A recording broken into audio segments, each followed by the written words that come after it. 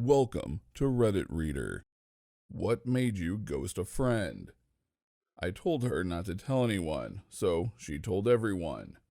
He knocked on my door one night and said, "Let's go for a drive." This wasn't that odd since I love driving to cool my head. So we start driving, and maybe 10 minutes in, he starts directing me on where to go.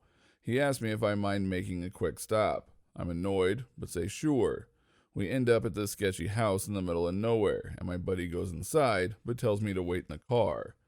Almost 45 minutes later, he comes back out and says we gotta go to the bar.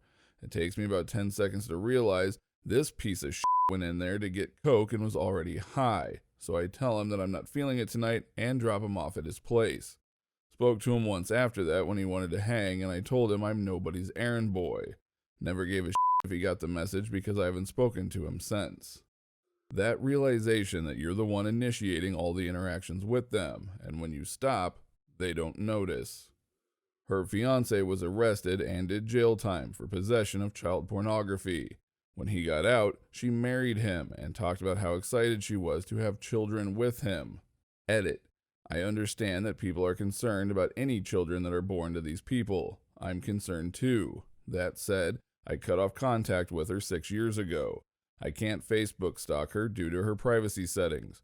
I also moved a few time zones away, so I'm not in the same social circle as her anymore either.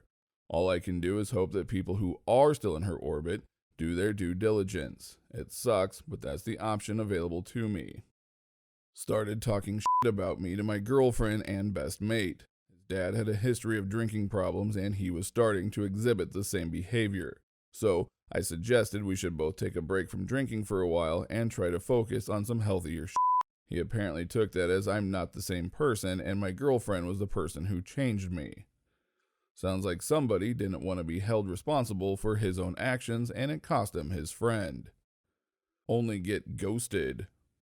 Finger guns. When I came home to find the power off, Bill hadn't been paid. We were friends from work. He had split up from his ex and I needed to be closer to work. We went 50-50 on a rental. He has 3 kids from the previous relationship. With me being the nerd, I agreed to pay the tech bills, internet, phone, cable TV. He agreed to pay the power as he burnt more because his kids were over on access visits. Came home, dark house. Investigate. He hadn't paid the power for ages because his new girlfriend wanted the money. Then I discovered he wasn't paying his rent either. Same reason. Down $5,000, power, rent, we were evicted. Ghosted. When I realized she liked hating things more than liking them. I hate beer, hate EDM, hate Marvel, hate Channing Tatum, hate football. These are all things she said.